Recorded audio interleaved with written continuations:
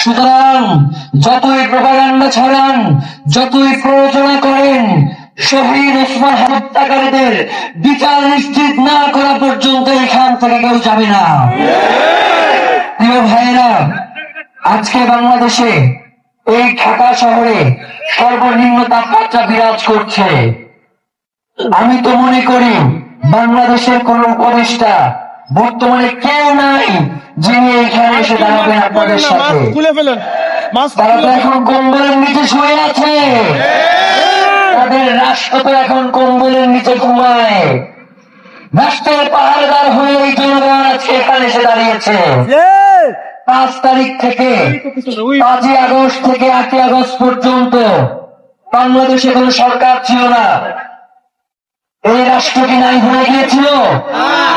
এই জনগণ এই রাষ্ট্রকে পাহারা দিয়েছিল। শহীদ ওসমান হাদির খুনের সাথে যে রাঘব বোয়ালরা জড়িত রয়েছে বলে আপনারা মনে করছেন, সেই রাঘব বোয়ালদের নাম আপনারা প্রকাশ করে দেন, আমরা জনগণ আপনাদেরকে পাহারা দেব।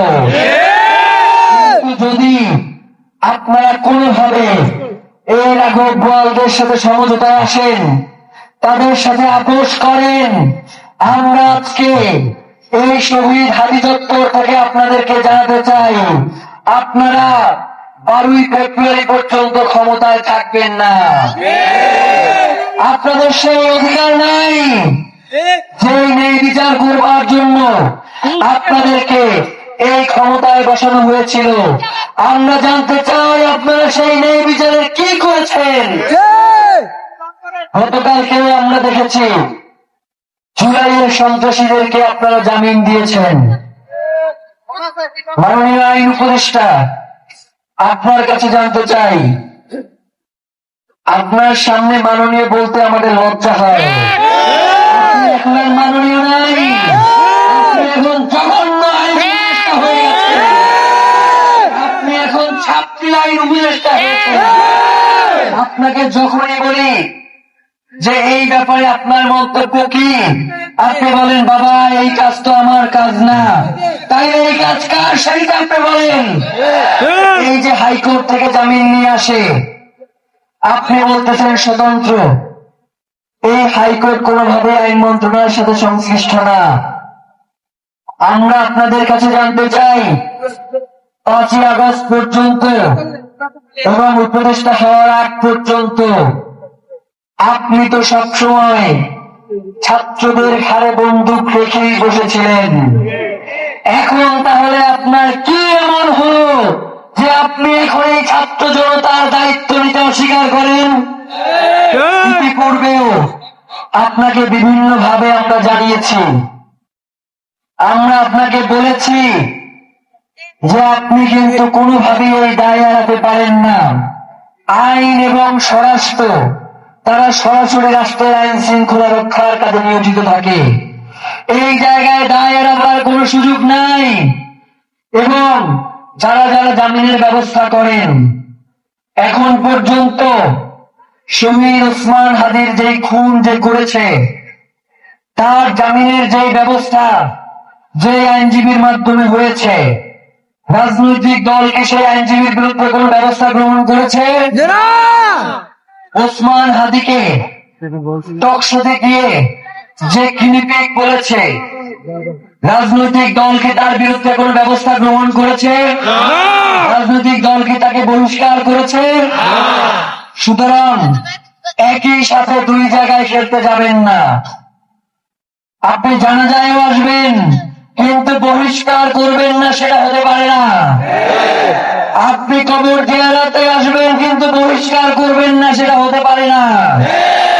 আমরা শহীদ প্রেসিডেন্ট জিয়াউর রহমানের যে বাংলাদেশ, আমরা সেই বাংলাদেশকে দেখতে চাই। আমরা বেগম খালেদা জিয়ার বাংলাদেশকে দেখতে চাই। আমরা কোনোভাবেই নীলুফারদের বিএনপিকে দেখতে চাই না। আমরা কোনোভাবেই কায়সার কামালদের বিএনপিকে দেখতে চাই না। আপনারা আমাদেরকে সহযোগিতা করেন। গতকালকে বিএনপির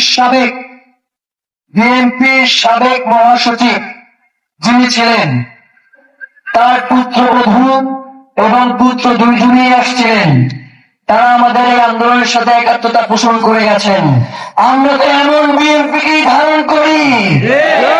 আমরা চাই, যেহেতু আমাদের এটা সাংস্কৃতিক আন্দোলন, আমরা চাই আজকে এখানে চাষাবাস আসবে, আজকে এখানে সাইমুম আসবে, আজকে এখানে কলম আসবে, আজকে এখানে বিপ্লবী সাংস্কৃতিক ঐক্য আসবে।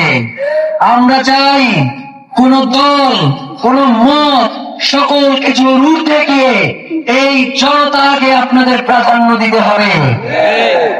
বিএনপির কথা বললাম, জামাত তো আমার শ্বশুর লাগে না, দুলাভাইও লাগে না।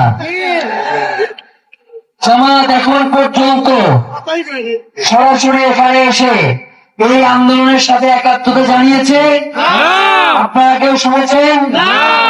আমরা চাই বিএনপি, জামাত, এনসিপি প্রত্যেকের নিজস্ব রাজনৈতিক এজেন্ডা থাকবে, আপনারা আপনাদের রাজনীতি করবেন, সব ঠিক আছে। কিন্তু এই জনগণ তো আপনাদেরকে হাদি হত্যার বিচারের জন্য পাশে যায়। যদি আপনারা কোনোভাবে এই হাদি হত্যার যেই বিচার, সেই বিচারের জন্য আপনারা যদি সোচ্চার না হন, এই নির্বাচনের জনগণ আপনাদেরকে সোচ্চার করে দিবে। কিন্তু সেই পর্যন্ত আমরা চাই না যে আপনারা অতদূর পর্যন্ত পৌঁছে যান। আমরা চাই বাংলাদেশের স্বাধীনতা, সার্বভৌমত্ব টিকিয়ে রাখার জন্য, ইনসাফের লড়াই করবার জন্য আওয়ামী লীগের বিরুদ্ধে সকল রাজনৈতিক দল মতের একতাবদ্ধ হওয়া প্রয়োজন। এখানে আমি চাই জামাত আসুক, বিএনপি আসুক, এনসিপিও আসুক, একাত্মতা পোষণ করুক। কারণ ওসমান হাদি যতদিন বেঁচে ছিলেন, তিনি সব সময় সকল রাজনৈতিক দলগুলোর একটা ঐক্য চাইতেন। এবং আমরা ইনকিলাব মঞ্চ শহীদ ওসমান হাদির এই আদর্শকে ধারণ করে আমরা চাই যে বাংলাদেশপন্থী রাজনৈতিক দলগুলোর মধ্যে একতা গড়ে উঠুক। কে ক্ষমতায় যাবে, কে ক্ষমতায় যাবে না, এটা তারা তাদের নিজস্ব রাজনৈতিক পরিমণ্ডলে আলাপ আলোচনার মধ্য দিয়ে গড়ে উঠুক। কিন্তু শহীদ ওসমান হাদিকে কোনোভাবেই কোনো দলের করা যাবে না, তার আদর্শকে কোনো দলের উপর চাপিয়ে দেওয়া যাবে না। শহীদ ওসমান হাদি বাংলাদেশের জনতার, তাকে বাংলাদেশের জনতার হয়ে বাংলাদেশের যারা রাজনীতি করবেন জনগণের সামনে উপস্থাপন করতে হবে। কোন দলের মধ্যে তাকে ব্যবসায়িত করা চলবে না। আপনারা কি তাকে জামাতের হইতে দিবেন? আপনারা কি তাকে বিএনপির হইতে দিবেন? আপনারা কি তাকে এনসিপির হইতে দিবেন? এই ইনসাফের লড়াই কি শুধু জামাতের? এই ইনসাফের লড়াই কি শুধু বিএনপির? এই ইনসাফের লড়াই কি শুধু চরমোনাই? এই ইনসাফের লড়াই কি শুধু এনসিপির? যদি নাই হয় তাহলে ইনসাফের লড়াই যেহেতু এটা সকলের দায়িত্ব, সুতরাং সকলের একই সাথে দায়িত্ব হচ্ছে আমাদের ইনসাফের লড়াইয়ের অগ্রসেনানী, জুলাই যোদ্ধার প্রাণ শহীদ ওসমান হাদিকে যারা খুন করেছে তাদের হত্যার বিচারের জন্য আজকে এই জনতার সাথে এসে তারা দাঁড়ান। প্রিয় ভাইরা, কথা বললে অনেক কথাই বলতে চাই, কিন্তু এত কথা বলবার বা শুনবার ধৈর্য হয়তো আপনাদের নাই।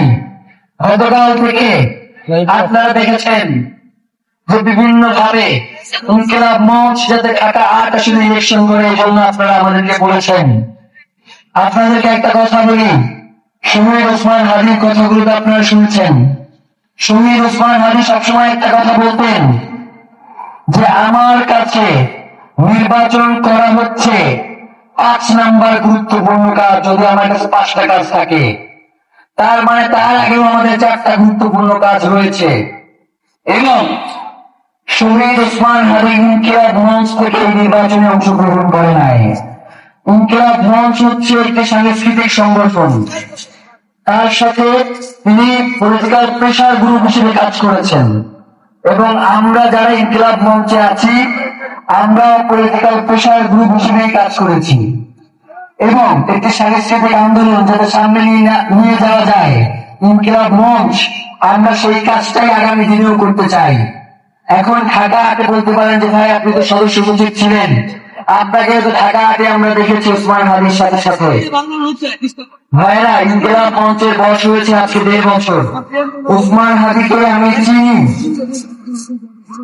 না, ওসমান হাদির সাথে আমার চোখে হচ্ছে 22 বছর। তো যার কারণে ওসমান হাদির ভাই হিসেবে একজন স্বতন্ত্র প্রার্থী তার পক্ষে দাঁড়িয়েছে, ইনকিলাব মঞ্চ বয়ে তার কাছে যাই নাই। এবং আপনারা দেখবেন পুরো 50 জন বা 60 জনের একটা টিম, এর মধ্যে সর্বোচ্চ 5 থেকে 6 জন যারা ছিল ইনকিলাব মঞ্চের সাথেও কাজ করে এবং ঢাকা হাটেও কাজ করেছে। বাকি 45 জন তারা কেউ কোনোদিন ইনকিলাব মঞ্চে কাজ করে না, তারা স্বতন্ত্র প্রার্থী ওসমান হাদির জন্য ইলেকশন করেছে। আমাদের একটা কোর টিম আছে 51 জনের ইনকিলাব মঞ্চের, যেই কোর টিমের মধ্যে 4 থেকে 5 জন ছিল যাদের সাথে ব্যক্তিগত সম্পর্ক ওসমান ভাই ভালো ছিল ইনকিলাব মঞ্চের বাইরে। তারা সেই জায়গা থেকে ঢাকা ইলেকশনের জন্য ওসমান হাদির সাথে গিয়েছে।